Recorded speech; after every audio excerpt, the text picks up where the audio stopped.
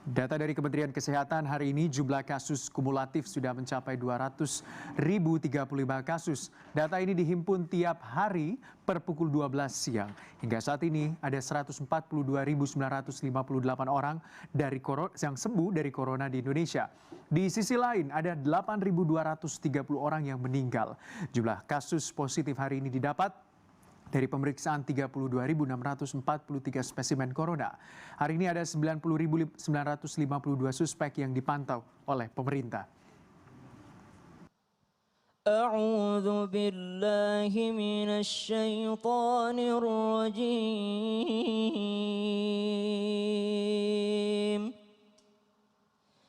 Bismillahirrahmanirrahim. Ma asaba min musibatin fil ardi wala fi anfusikum ولا في أنفسكم إلا في كتاب من قبل أن نبرأها إن ذلك على الله يسير لكي لا تأسوا على ما فاتكم ولا تفرحوا بما آتاكم والله لا يحب كل مختال فخور الذين يبخلون ويأمرون الناس بالبخل ومن يتول فإن الله هو الغني الحميد صدق الله العظيم. Sadaqallahul azim. Allahumma arhamna bil Quran. Terima kasih Ustadz Salah telah membacakan kita surah Al-Hadid ya. Surah Al-Hadid dimulai dari ayat berapa tadi Ustadz? Ayat 22. Ayat 22 sampai dengan ayat 24. Masya Allah, ini berkaitan dengan Viti yang tadi itu. Kasus COVID Republik Indonesia tembus sampai 200.000 orang per hari ini. Mungkin akan bertambah lagi, tapi ternyata Allah Subhanahu wa Ta'ala sudah menjelaskan di dalam Al-Quran tentang ini semua, bahwa telah tertulis di Lauhim Mahfuz, inna dzalika 'ala Allah yasir, dan bagi Allah itu sangatlah mudah. Likaila ta'sau 'ala ma fatakum, supaya kalian gak terlalu bersedih atas apa yang menimpa kalian, tapi juga wala tafrahu, dan jangan juga terlalu senang karena semua itu sudah ditentukan oleh Allah Subhanahu wa Ta'ala. Lalu pertanyaannya, apakah ada hubungan kesombongan dan rasa kikir kita atau maksiat kita kepada Allah Subhanahu wa Ta'ala, kurangnya kepekaan sosial kita kepada orang lain sehingga memaksa kita mengeluarkan harta kita dengan wabah penyakit, sehingga banyak sekarang yang mungkin akhirnya bersedekah karena mereka sadar, ini karena saya kurang sedekah, ini karena saya kurang ibadah. Masya Allah, ini ada guyon daripada kiai kita. Jadi ternyata Masya Allah, setelah membaca ayat ini, ternyata Allah sudah tentukan semua. Siapa yang positif corona, siapa yang terkena penyakit ini. Ini Masya Allah ada guyon daripada kiai kita mengatakan begini, malaikat maut itu ketawa ternyata. Kenapa ketawa? Karena dicatat di dalam Lauhim Mahfuz Anda akan meninggal kecelakaan misalnya. Tapi yang Anda takutkan adalah corona, maka malaikat maut ketawa. Anda akan meninggal karena Anda jahat sama keluarga. Tapi yang Anda takutkan corona. Anda tidak memperbaiki akhlak Anda. Anda lebih takut kepada corona daripada kepada Allah Subhanahu wa Ta'ala. Bukan berarti kita tidak takut kepada corona. Tapi corona membuat kita semakin takut kepada Allah Subhanahu wa Ta'ala. Itu rumusnya. Kenapa orang takut corona? Oh, saya takut positif corona ya Allah. Kenapa? Karena kalau saya positif corona, saya tidak bisa lagi berjamaah ke masjid. Saya takut kepada corona bukan karena apa-apa ya Allah. Karena saya takut ketika saya corona, saya tidak sanggup lagi memberikan sesuatu yang terbaik untuk anak cucu saya. Saya takut corona bukan karena coronanya ya Allah. Tapi saya takut corona karena saya takut tidak memberikan hak-hak maksimal kepada karyawan saya. Maka bukan karena coronanya, tapi takut beribadahnya kurang disebabkan karena dia sakit. Saya takut sakit ya Allah, bukan takut penyakitnya, tapi saya takut sehingga saya sakit sampai saya tidak maksimal dalam beribadah kepadamu. Nah ini baru tauhid yang benar, bukan takut kepada penyakitnya, tapi takut ketika sakit dia berkurang ibadahnya kepada Allah Subhanahu wa taala. Maka Allah Subhanahu wa taala sambung di dalam ayat 24. Alladzina yabkhuluna, tolong dibacakan Ustaz Salah ayatnya tadi, alladzina yabkhuluna. الذين يبخلون ويأمرون الناس بالبخل. Masya Allah, Allah katakan orang-orang yang kikir dan orang-orang yang mengajak orang lain untuk kikir gitu. Jadi dia mengatakan ngapain sih sedekah-sedekah, kita kan lagi masa sulit, kita kan lagi masa sempit. Sehingga ngapain kita untuk bersedekah, kita nolong diri sendiri aja susah sekarang. Ngapain kita ngebantuin orang lain, padahal ternyata sedekah itu membuka pintu rezeki dari Allah Subhanahu wa taala. Mungkin saja kalau kita berbicara takdir Allah Subhanahu wa taala, Allah sudah catatkan, tapi cara kerja takdir beda dengan cara berpikir manusia. Kalau manusia mungkin berpikir sebab dulu baru akibat. Tapi takdir Allah Subhanahu wa taala, yakin dulu akibatnya baru kita cari sebabnya. Oh kok saya aman-aman aja dari virus corona, padahal saya bergaul setiap hari, padahal saya bergaul dengan orang-orang yang positif. Kok tiba-tiba ada satu orang di antara kumpulan orang positif yang negatif. Baru dia cari sebabnya. Oh ternyata saya tetap bersedekah di saat ekonomi lagi sulit. Lan tanalul birra hatta tunfiqu mimma tuhibbun. Maka kita cari akibatnya dulu. Akibatnya apa? Akibatnya saya sudah ditakdirkan oleh Allah, tapi sebabnya adalah karena saya tetap berbuat baik meskipun dalam keadaan sempit. Alladzina yabkhuluna wa ya'muruna an-nasa bil bukhl. Mereka memerintahkan orang lain untuk ikut kikir juga. Jangan bersedekah dululah, kita dalam keadaan sempit. Oh tidak begitu. Ternyata bisa jadi Anda ternyata dituliskan sebagai orang yang positif corona misalnya, atau Anda positif terjangkit suatu penyakit, tapi ternyata karena Anda bersedekah, karena kita bersedekah, karena kita membantu orang lain, Allah menghilangkan bala tersebut. Bukankah sedekah itu adalah menjauhkan kita daripada bala bencana? Bukankah sedekah itu menjauhkan kita daripada penyakit? Bukankah berbuat baik kepada orang lain, maka Allah akan yarhamkum man fis sama, irhamu man fil ardi yarhamkum man fis sama. Sayangi yang ada di bumi, maka engkau akan disayangi Allah yang Maha Rahim. Nah, jamaah yang dimuliakan Allah, masih di Islam itu indah, kita saksikan dulu VT yang tidak kalah menarik yang ini. Silahkan. Tiang berbagi sedekah. Warga mengambil kebutuhan pokok yang digantung di tiang berbagi sedekah.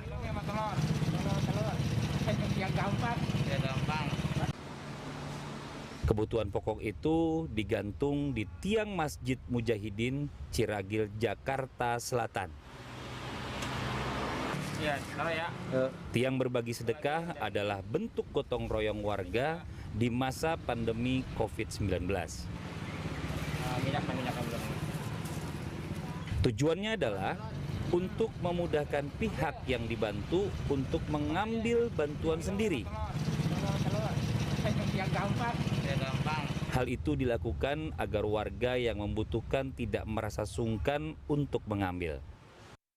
Ini Masya Allah ya, maksudnya orang punya aja cara, tapi kebetulan memang daerahnya juga tertib. Tadi Ustadz tanya, Maulana nanya sama saya, kalau saya pasang ini gimana ya? Belum tentu juga tergantung daerahnya. Yang ada diambil numpuk, malah disengaja ditumpukin di rumah. Aduh, ini kacau juga deh kita di masalah kayak gini, ini bukan masalah gampang. Tergantung kebiasaan lagi. Tapi gini, kita balik lagi nih bicara masalah tentang sedekah. Tadi disampaikan oleh guru kita Ustadz Syam, ini sedekah ini merupakan penolak bala atau bahkan penyakit dalam Islam. Tapi bagaimana dengan orang yang sudah sedekah udah, ya kan? Tapi kalau dibilang ternyata penyakit tetap kena juga. Terus bahkan rezekinya juga kok ternyata sempit-sempit juga. Anda apakah sebenarnya ada kriteria penyakit atau bala nih ya yang dapat dihilangkan karena bersedekah? Ini kita minta penjelasannya dari guru kita Ustazah Lulung nih, yang hobinya juga alhamdulillah bersedekah nih. Silakan. Insya Allah amin rabbal alamin. Pemirsa yang dirahmati Allah, mohon izin guru-guru Kak Fadli. Kalau kita ada perasaan gini nih, gue udah sedekah, gue udah sholat, udah baik banget. Masih aja kena nih sama bala, heran. Akhirnya malas sholat, malas sedekah. Padahal rezeki dari Allah adalah tanpa batas. Min haitsu la yahtasib. Kan rezeki gak selalu yang namanya tadi tuh materi. Bisa jadi kita sehat. Masalahnya kita udah berusaha tapi masih kena juga. Gimana nih kita menyikapinya pemirsa? Ya ampun, itu ada di hati kita emang kayak gitu tuh ya. Nah yang pertama kita harus ngomongnya di hati kita gini, ya Allah sealim-alimnya gue nih, maaf deh pakai kata-kata gue nih, sealim-alim solehnya gue, tapi lebih soleh dan lebih alim yaitu Rasulullah SAW. Apakah beliau juga terkena bala? Kena. Rasulullah juga pernah sakit? Pernah. Nah kita dibanding sama Rasulullah jauh banget. Jadi jangan pernah yang namanya ngebandingin ibadah kita dengan rezeki-rezeki itu. Nah yang penting di sini sekarang ini kita berusaha. Ya, jangan yang namanya lagi malas. Karena apa? Dalam salah satu hadis dari Ibnu Abbas radhiyallahu anhu. Bismillahirrahmanirrahim. Ihris ala ma yanfa'uka. Berusahalah kamu semaksimal mungkin atas apa yang dapat manfaat bagimu. Jadi kalau kemarin usahanya A, sekarang udah kagak bisa nih, usahanya B, mungkin jualan, apapun jualin dah. Insya Allah rezeki gak ketukar. Udah ihris ala ma yanfa'uka, minta yang namanya kita semaksimal mungkin, wasta'in billah, minta tolong sama Allah. Jangan lupa, jangan sampai ketika kita berhasil, ini gara-gara gue, ini kesombongan lagi nih kadang-kadang. Nih tahu nggak gue berhasil? Gue banyak sedekah loh. Gue sodako gue, tahajud gue, nggak tahu aja kata Ria nih, orang ria nih. Itu kan. Orang ria nih katanya. Jadi setelah kita berusaha, wasta'in billah, minta tolong kepada Allah, wala tajazana, jangan bersikap lemah. Percuma deh gue sedekah, percuma deh aku ngedidik anak, ternyata anakku juga pergi tanpa izin misalnya. Ternyata begini, nah ternyata kalau kita udah yang namanya minta tolong sama Allah, jangan bersikap lemah. Iza asobaka syai'un, jika kamu ditimpa sesuatu, ternyata gue sakit juga. Maka jangan mengatakan laukana kaza, kana kaza wa kaza. Coba kalau begini, coba kalau nggak pandemi, coba kalau nggak corona, kan enak hidup saya. Lah kata siapa? Rezeki itu udah Allah yang ngatur. Pandemi nggak pandemi mah insya Allah. Bahasanya nih mah, beras mah ada. Lauknya yang kita cari ya. Benar. Nah, itu dia. Kadang berasnya juga nggak ada juga, Iya, bener beli gitu juga ya. berasnya. Ya, jadi ikhtiarnya tetap ikut aturan dan tawakal. Kenapa? Kalau kita ngomong coba kalau gini, coba kalau begitu. Kan gak terjadi begini. Tapi walakin kul haza qadarullah. Katakanlah ini adalah qadarullah. Wa masa'a fa'ala. Dan semua kehendak Allah. Artinya apa? Jangan terlalu takut juga sehingga ngapa-ngapain. Tapi juga jangan terlalu berani akhirnya jadi nekat. Nanti orang juga yang tadi dibilang dia mah keluar mulu gak ikut peraturan misalnya. Artinya kalau ada keperluan silahkan, kalau nggak ada udah di rumah aja. Karena apa? Insya Allah kita udah ikhtiar, udah tawakal. Masya Allah, Allah ucapkan lagi dalam firman yang sangat indah surat 13 ayat 39. Yamhullah ma yasha'u wa yusbit. Insya Allah badai pasti berlalu. Amin. Karena apa? Allah bisa menghapus apa-apa sesuai kehendaknya. Allah bisa menetapkan apa-apa sesuai kehendaknya. Yang penting bahasanya, aturannya kita jaga lagi. Mudah-mudahan kita hidup bisa bebas lagi. Kan sekarang kita kayak terkurung. Benar. Kita kapannya tuh kalau kata anak-anak gaul mah bebas, lepas. Ku tinggalkan saja semua beban di hatiku. Iya. Melayangku melayang jauh. Pengennya sih begitu. Pengen sih begitu. Tapi ternyata harus kita tahan hawa nafsu kita. Nah. Insya Allah apapun yang terjadi Amin. pasti ada hikmahnya. Tapi ini ngomong dia. gampang aja dulu ngomong. Iya makanya kita sama-sama belajar. Saya juga bukan menggurui tapi saya lagi menghibur diri saya sendiri sebenarnya Kak Fadli. Tapi namanya manusia ini kebanyakan nuntut gitu kan, pengennya untung mulu, nggak mau rugi, bener Ustadz Maulana ya? Nah, itu dia. Kalau kita bicara masalah sama Allah ini jangan hitung-hitungan, kalau dibandingin nikmat yang Allah ada kasih sama kita ini jauh lebih banyak. Nikmat sehat, tadi terhindar dari bala bahaya ya kan, itu juga salah satu rezeki juga yang Allah berikan kepada kita. Kalau masuk rumah Masya sakit, Allah. bayar berapa duit. Nah sekarang kita lanjut lagi nih, Ustadz Maulana mau izin Ustadz nih. Iya. Dalam keadaan saat ini nih maaf ya, mungkin jumlah Iya. penderita corona ini makin bertambah di seluruh dunia, bukan cuma di Indonesia aja ya. Dan di Indonesia ini akan bersiap kembali melakukan PSBB. Nah sebenarnya bukan momen untuk kaum muslim atau muslimah ini jadi baper, tapi hal ini menjadi waktu di mana Allah ini ingin lebih mendengar keluh kesah kita sebagai manusia dalam doa-doanya. Bener apa seperti itu Ustadz Maulana? Mohon Iya. izin penjelasannya. Makasih banyak Mas Fadli, luar biasa pertanyaannya. Sangat menginspirasi Amin, sekali. Masya Allah. Makasih banyak Ustaz Lulung, izin. Ustaz Sam. Bismillahirrahmanirrahim. Nah buat yang di rumah, terima kasih banyak. Yuk kita saling memberikan semangat. Sekalipun terjadi lagi PSBB untuk Jakarta. Dan mungkin juga daerah-daerah lain juga terjadi seperti itu pembatasan. Namun dalam hal ini ternyata Allah mengendaki kita makin dekat padanya. Kenapa? Ternyata manusia itu harus dikasih ujian dulu baru sadar. Kadang-kala ada seperti itu. Bahkan mohon maaf, azan berkumandang di mana-mana, suara azan berkumandang di mana-mana. Belum tentu ada juga mengatakan enggak kedengaran azannya. Karena bukan pakai telinga lagi, harusnya pakai hati. Ada orang di daerah, maaf ya, kita sebut saja negara yang lain yang tidak kedengaran suara azan, tapi mereka tetap taat. Inilah mungkin kita ambil pembelajaran bahwa sebenarnya ketika terjadi yang namanya pandemik seperti ini, PSBB yang bikin baper lagi, mohon maaf pembatasan sosial yang membuat kita bikin baper. Ayo ambil kekuatan doa. Doa silahul mu'minin, doa itu senjatanya orang beriman. Ternyata Allah mengendaki yang terbaik. Lewat apa? Lewat doa-doa kita. Karena doa itu pokoknya engkau berdoa, persoalan diterima ataupun tidak diterima, yang jelas kita berdoa. Karena doa itu adalah ibadah. Kan ada kalanya doa itu langsung dikasih secara langsung. Tapi bisa jadi Allah simpankan. Entah itu di saat yang tepat kita diberikan atau nanti kelak di hari kemudian sebagai ganjaran pahala yang luar biasa. Kan nanti ada pembagian pahala doa. Nih doa orang-orang yang dulu di dunia berdoa tidak dikabulkan. Nih ambil doanya. Waduh, berkatalah orang-orang yang dijabah doanya, sekiranya aku tidak dikabulkan doa saya di dunia ya, sehingga saya dapat di akhirat. Itu akan terjadi seperti itu. Mohon maaf tanpa menggurui, hanya sekedar menyampaikan, mengingatkan buat kita. Karena betul kata Ustaz Salulu, sebenarnya kita ini sebenarnya juga menghibur diri ya. Ayo dengan berdoa, imun kita jadi naik. Imun kita jadi naik, iman kita jadi naik. Kalau imun dan iman naik, maka amanlah kita. Karena yakinlah, saya berkata, kita ini, saya kemarin ke Makassar sama keluarga saya berkata, kita ini lagi bermutasi. Bermutasi, new normal ini, bermutasi bagaimana kita kuat. Luar biasa. Iya. X-Men kali ya. Oh, kayak alien ya. Bermutasi, artinya apa? Bisa bagaimana kita, mohon maaf ya, maaf. Saya ambil perumpamaan. Kalau kita berada di daerah biasa-biasa aja. Tiba-tiba kita berada di daerah pinggiran ya kanal gitu. Karena kalau kita tutup hidung. Bener. Tapi orang yang sudah biasa di sana udah cuek tutup aja. hidung. Cuek Sama aja kita biasa di daerah panas datang ke negara dingin. Langsung bengek tuh katanya tuh ya kan. Masuk angin lah apalah gitu. Biasa. Makanya di sini sebenarnya Allah mau memperlihatkan seberapa kuat iman kita, seberapa kuat imun kita. Ayo, baik sangka atas segalanya, maka iya karena na'budu wa iya karena saya berbuat dulu baru berdoa. Kalau ujian itu tiba, nanti setelah itu kita lihat, oh ternyata inilah. Tadi digambarkan Sasam, ternyata dari sekian banyak kelompok itu ada yang tidak terkena. Artinya bisa jadi ada sedekah. Karena sedekah itu bisa jadi sebagai apa? Penolak bala.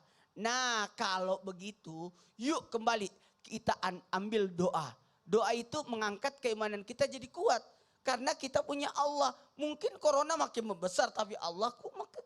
Allah maha besar. Allah maha besar, gak ada apa-apanya.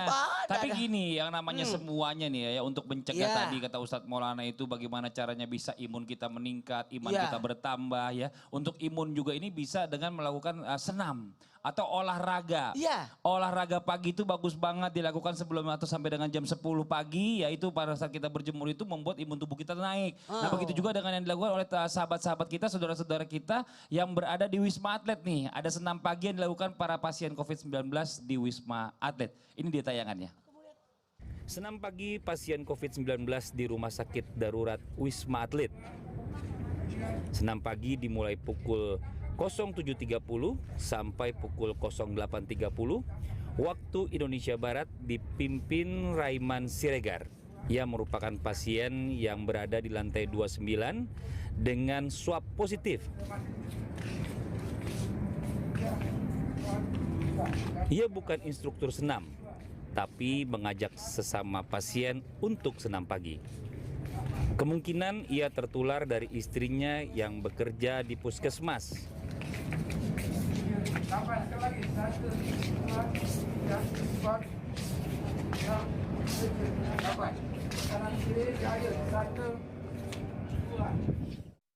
Nah ini dia, kalau kita ambil hikmahnya ya subhanallah, ini para pasien yang maaf nih positif corona aja masih semangat nih buat jamaah yang ada di rumah ya. Sekarang bagaimana caranya kita nih bisa menanamkan selalu semangat serta menghilangkan rasa baper karena ujian yang datang bertubi-tubi kepada kita. Nah sehingga ya merasa rezeki kita ini kok dibatasi, bahkan sulit mencari rezeki di tengah pandemi ini ya. Ini mudah-mudahan nih ya semuanya jamaah yang ada di rumah yang lagi nonton Islam itu Indah ya. Allah mudahkan rezekinya, lancarkan rezekinya dari arah yang tidak disangka-sangka. Begitu Ustaz Syam ya, mohon izin penjelasannya, silakan Ustaz Syam. واتقوا فتنة لا تصيبن الذين ظلموا منكم خاصة. Kata Allah dalam Al-Quran, janganlah kalian takut atau takutlah kalian wattaqu fitnah. Takutlah terhadap ujian yang tidak hanya menimpa orang-orang zalim secara khusus. Tapi ternyata orang-orang beriman pun Allah berikan ujian kepada mereka. Ketika Allah sudah menguji manusia maka semuanya akan kena gitu, terkena dampaknya. Maka dari itu yang mati dalam keadaan saleh itulah mati syahid. Tapi ada juga yang mati dalam keadaan taleh. Siapa itu dalam keadaan taleh? Mereka yang tidak beriman kepada Allah Subhanahu wa taala. Lawannya saleh, taleh. Ya matinya mati sangit. Kalau yang saleh mati syahid, kalau yang taleh mati sangit. Mati buruk gitu ya. Jadi ternyata ujian ini membuat kita, membuktikan kepada kita semua bahwasanya dua jenis manusia yang diuji oleh Allah Subhanahu wa taala, yang satu saleh dan juga yang satunya taleh. Maka pembuktiannya adalah ketika mereka tertimpa ujian, bagaimana respon mereka terhadap ujian tersebut. Ketika malaikat diuji oleh Allah dengan penciptaan Nabi Adam alaihissalam, mereka bertanya, kenapa kau ciptakan Adam? Maka dikatakan bahwasanya untuk menjadi khalifah, sujudlah kepadanya. Malaikat sujud. Iblis bertanya, kenapa kau ciptakan Adam? Kemudian ditanyakan begini, lalu mereka merasa lebih baik daripada Adam. Jadi respon kita setelah bertanya tentang takdirnya Allah Subhanahu wa taala, itulah yang menentukan siapa kita. Maka ditanyakan bagaimana cara untuk bersemangat, maka guru kita sudah menyampaikan dari awal, perbaiki iman kita kepada Allah Subhanahu wa taala. Bentuk ikhtiar manusia, bentuk ikhtiar kita adalah seperti dalam video tadi. Mereka melaksanakan senam, mereka melaksanakan olahraga, mereka memakai masker, mereka mencuci tangan, mereka menjaga jarak. Itu adalah bentuk ikhtiar kita. Tapi yang paling ditekankan adalah keimanan kita kepada Allah Subhanahu wa taala. Yang kedua, bentuk ikhtiar manusia itulah yang dimaksimalkan. Jangan ikhtiar setengah-setengah. Ikhtiar itu harus maksimal. La yukallifullahu nafsan illa wus'aha. Allah tidak membebankan seseorang kecuali sesuai dengan kapasitas yang telah diberikan. Anda diberikan kapasitas untuk berpikir mencari vaksin. Anda diberikan kapasitas untuk membeli yang namanya masker. Anda diberikan kapasitas untuk menggunakan sarung tangan, menggunakan cuci tangan, hand sanitizer. Anda diberikan kapasitas itu, maka gunakan kapasitas itu semaksimal mungkin. Iman dan imun bertambah dengan memaksimalkan ikhtiar dan memaksimalkan keyakinan kepada Allah Subhanahu wa taala. Insyaallah. Insya Allah. Jazakallah khairan katsir. Terima kasih banyak Ustaz Syam. Nah, buat jamaah yang ada di rumah jangan kemana-mana. Setelah ini ya akan ada segmen baru yaitu segmen doa mustajab. Boleh dikasih mustajabnya, doa mustajabnya apa nih Ustaz Syam? Oh, Masya Allah. Apa nih? Sudah dibacakan tadi satu contoh, la ilaha illa anta subhanaka inni kuntu minadh dhalimin. Masih ada lagi doa Nabi yang lainnya. Oh gitu. Yang berikutnya ya. Yang di rumah makanya siapin aja langsung catatannya. Karena kita akan segera kembali lagi setelah yang satu ini. Tetap di Islam itu Indah jamaah. Oh jamaah. Alhamdulillah.